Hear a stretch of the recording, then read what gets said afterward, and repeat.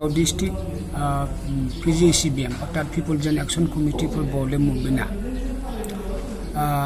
2018 सनाव दाजानायनि उननिफ्राय दासिमबो मानोना जोंहा People Gen Action Committee for Bole Movement जानानै गोबांथार मावलांनांगौ हाबाफारिफोर दङ बे हाबाफारिखौ मावफुंनायाव बयनिबो हेफाजाब आरो मदद नांगौ बेनिखायनो आङो गसाइगाव डिस्ट्रिक्ट कमिटिखौ गोख्रों जाजानो हास्थायदों। गसाइगाव डिस्ट्रिक्टआ जोंनि नैबे मावनो गोनां हाबाफारिखौ जोङो मोजाङै मोजां मावलांनायनि मोनसे थांखियाव दं। बे थांखियाफ्रा जाहैबाय जोंहा दिनै रायजो राजानि मोनसे मोजां लामाखौ आरो रायजोआ बोरै जोंनि थाखाय मोनसे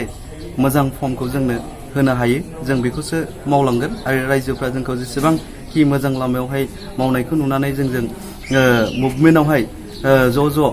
जोंनि बर'फोरखौ खौसेयाव लाबोनो थाखाय मावलांनो थाखाय जोंजों खिथायाव फैफायो आरो जोंजों लोगोसे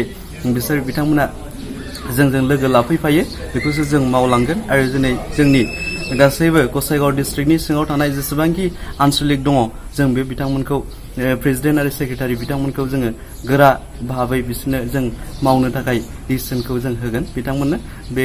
खामानिया जोंहा दिनैनिफ्रायनो नैबे एग्जिकिउटिभ मिटिंआव जोङो बेखौ जों फाइनाल खालामनानै